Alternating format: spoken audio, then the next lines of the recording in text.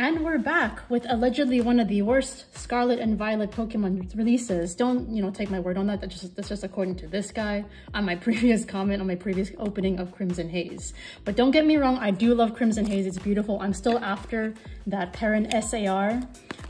But actually that's besides the point of this video. So enough time has passed where I actually want to talk about sponsors. If you want to learn more about Crimson Haze, definitely check out my previous unboxing. I'll put the card here in the video.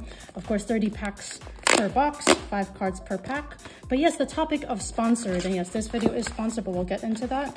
I do want to talk about an experience I've had when I first started YouTube. Oh, I just caught the pack with my legs. It just flew out of my hand.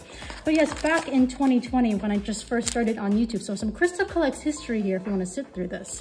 If you guys were around also during the early days of my channel, I got sponsored by this company called Miyabi Hobby back in 2020 when I had literally 20 subscribers. If you guys are one of those 20, you might remember this, or maybe when you came in a little bit after that. Of course, Miyabi Hobby, they're based out in Japan. They sponsored me for about a few months. It started off pretty interestingly because, again, I barely had a following. I bought some stuff off their store, some cards, some booster boxes, exploring Japanese sets, of course.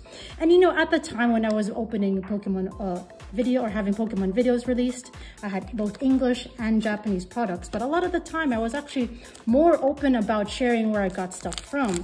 I went as far as even sharing some of my local spots within New York City because some of the stores I felt like could use more attention and they had some good stuff to offer. And I felt the same way about this sponsor, Miyabi Hobby. So I agreed to work with them. First time ever working with a Pokemon sponsor. Like, if they're going to give cards, why not open them on the channel?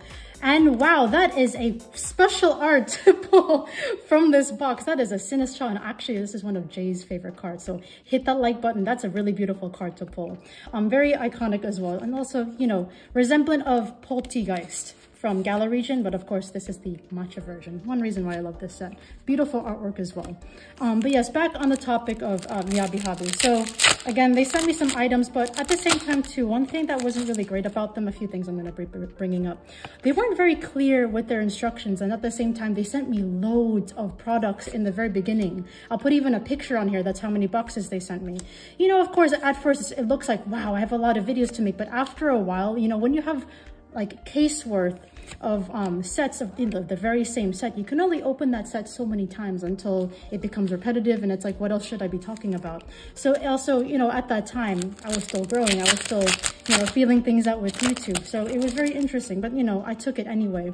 It even went to the point where this is around the time of Legendary Heartbeat, so that's part of Vivid Voltage in English. They sent me a whole case worth. Even that Marnie collection box, the one with the 2 booster boxes, Fion art rare, very nice. But they put out a discount code for me to use. I believe you could get 10% off at the time. Of course, that's no longer valid. And it was only allowed 1 per household. So what happened was people found ways to go around that. They tried to find loopholes. And the way that Miyabi caught on was the fact that people were using multiple credit cards for the same household, so they're using the codes multiple times, which is not great on their end because they're losing out. And for some reason, it came back at me. They kind of had the tone like it was my fault, even though I'm just trying to bring them traffic. Like, I can't control who's going to their store.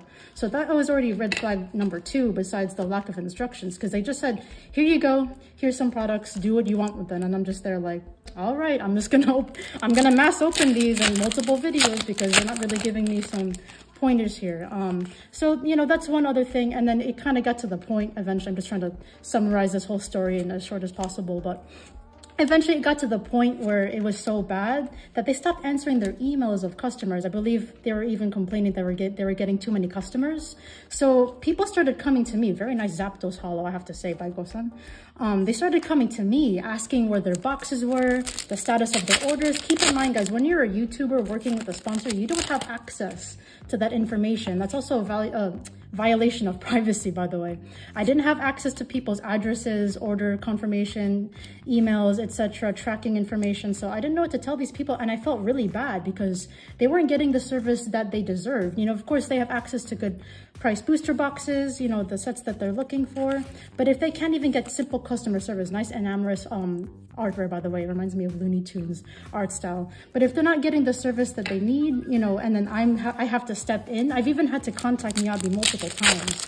Like, hey, can you please answer your customers' emails because this is really getting out of hand. And as someone who's recommended them, it made me feel terrible. Like, I'm recommending this store to people to get booster boxes from.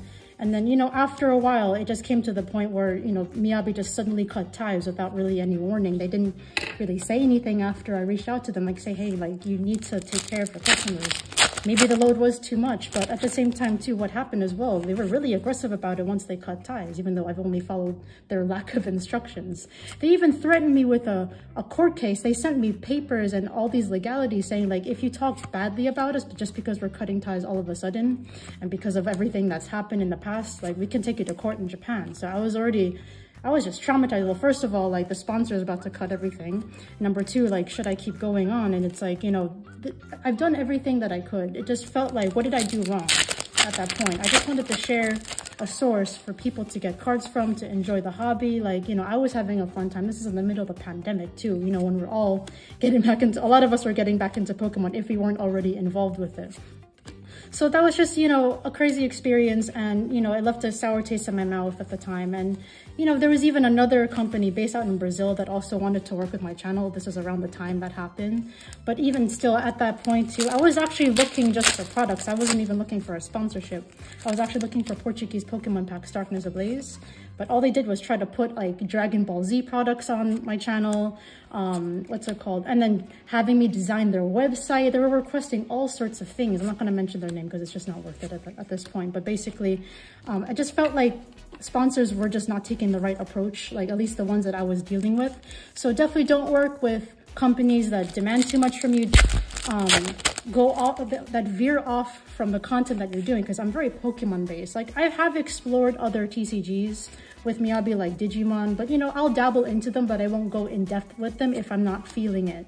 You know, it's just Pokemon really is what I grew up with. I've played the game since Crystal version. That's where all the knowledge comes from, guys. This is not scripted. This is just all coming from memory, appreciation, experience. And, you know, I felt like this was a good video to have this conversation.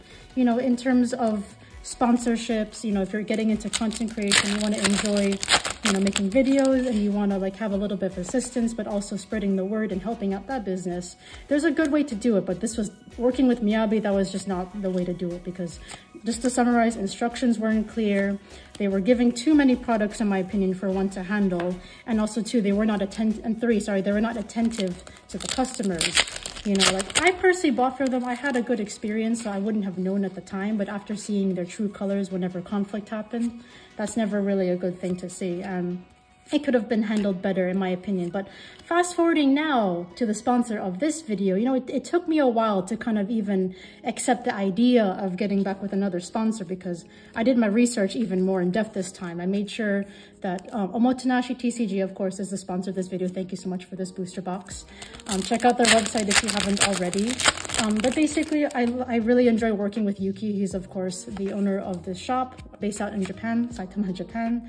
Not only did he actually give me good feedback on my videos, he actually told me why he wanted to work with me, but he also gave me clear instruction as to how he wanted me to, you know, feature his store. We've done giveaways together, very successful giveaways that everyone's enjoyed. People have gotten their boxes, loved their polls, etc. But also too, you know, he's been giving me a reasonable amount of boxes, both for the giveaways and the YouTube videos. And not just that, I've never had to be customer service for him. I've never had to check on people's orders. And people, you know, in the beginning, people were a little bit wary. They were asking me and, you know, others in the comments, like, hey, is the store legit? Just to reassure you guys, if I'm going to refer a store or recommend a place to buy cards from, at this point in time now with my current experience, I'm always going to make sure I'm going to give you guys someone that you can trust and will take care of you, okay? After especially that Miyabi hobby experience, you know, like, no one should be threatened with a court case, especially when you're just doing what you're supposed to be doing, allegedly, you know. And, you know, if you're going to be working with a sponsor, you want to be sure that they know what they want and they know who you are. Because if you guys have been watching my videos for quite some time, sometimes I can be a little bit explicit, sometimes I can be a little crazy. I've put some Pornhub music in my videos, I'll admit, just because, you know, I thought it was funny. But, you know, some companies, some people may not be okay with that, and that's why I feel even sponsors should know who they're working with as well. So, you know, two sides of the coin there. Iron Thorns EX, finally I've pulled you. How long, how many boxes has it been? Even in previous sets when Iron Thorns had art rare. Anyway, that's besides the topic. I'm very happy to pull that. But yes, transparency is important, responsiveness to customers, and also, you know, of course, liking their prices, as long as they're not charging an extortionate amount. Omotenashi TCG is great for cases if you want to buy in bulk. They ship very fast, they ship worldwide. They sell singles as well, so check out their website. I highly recommend them. But yeah, so that's the biggest differences I can say between Omotenashi TCG. Even Yakuna was great too, versus working with Miyabi. It was very stressful at the time. So I hope that guys give you a lot of insightful information. Let me know what you think to that. But, you know, if someone's going to cut ties, you know, at this point, it is what it is. If a business doesn't want to work with you, it's business. You know, maybe they just can't afford it anymore. Maybe it's just not feasible. But to threaten a content creator with a court case, you know, to keep them quiet, that's corrupt as fuck. Like, I wouldn't ride with that. That's just, you know, I had to take a little bit of a break after that. And, you know, that's why I had to be hesitant for a while, not sharing where I get my cards from, because I don't want to recommend a bad store to someone. They have a bad experience and then it comes on to me. Even if I recommend a store, they buy boxes, at least back then when I was with Miyabi, people were checking on their orders, you know, like if you're going to recommend a place to someone, always remember you're accountable for what happens to that person's order and, you know, their overall experience. And I'm always careful with what I recommend to other people. I don't want to do it so casually and, you know, not without doing the research beforehand. So I hope that helps you guys out. I'm glad I got that off my chest after so many years. It's been about 4 years already. Time flies so fast. But yeah, so please keep that in mind. If you're going to be sponsored, expect, you know, try to what's it called, work with a healthy amount of product. You don't want to do too much that you can't handle. You know, work with the products that you're okay with. If you love Digimon, if you love One Piece, if you love Pokemon, let the sponsor know so that they know what to give you, because a lot of these stores in Japan, they're going to have more than just one TCG. They'll feature, you know, as far as it is nowadays, One Piece is skyrocketing, Pokemon's still around, so many TCGs have popped up. There's Yu-Gi-Oh, Digimon, etc.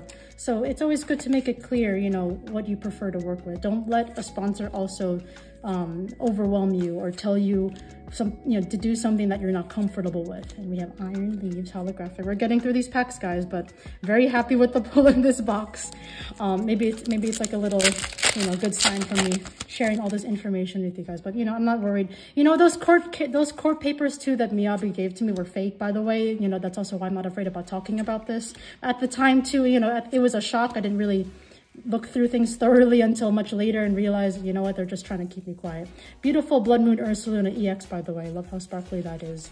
And I do love the full art. It looks so cool. The special art's cute, but I like how the full art looks really fearsome. I feel like it grabs Blood Moon Ursaluna's menacing character a bit better.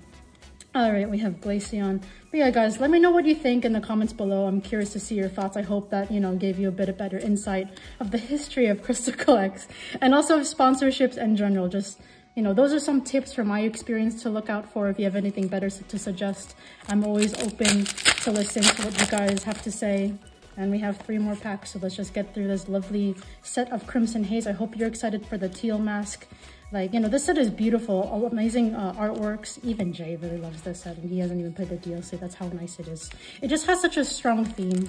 But, you know, at the same time too, thank you, Omotenashi TCG. I'm just going to mention them again. If you want your own booster box of Crimson Haze, be sure to check out his web store, omotenashitcg.com. They ship worldwide, and they do have singles as well. This is the unfair stamp. There's one guaranteed of these A-Spec cards in every booster box.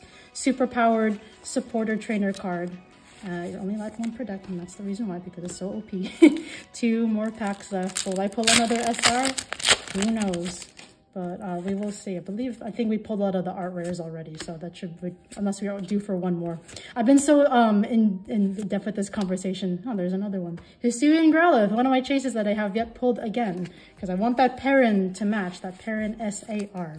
All right, guys, down to the last pack. But I'm glad I was able to put that whole story in one booster box opening, because opening a case worth of booster boxes in a video, you know, that can drag for a bit. I feel like it's much healthier opening a box or two. So at least we can have a decent conversation and I don't put you guys to sleep. But thank you guys so much for watching. Beautiful Infinite Palo to end the video. Again, be sure to check out omotenashitcg.com, the sponsor of this video, for your Japanese booster boxes. They have a wide variety, singles, etc. And if you want to support my channel, you can also check out my web store, crystalcollects.com. I offer packs, singles, and even my personalized trainer cards. So check that out, and I'll see you guys in the next video.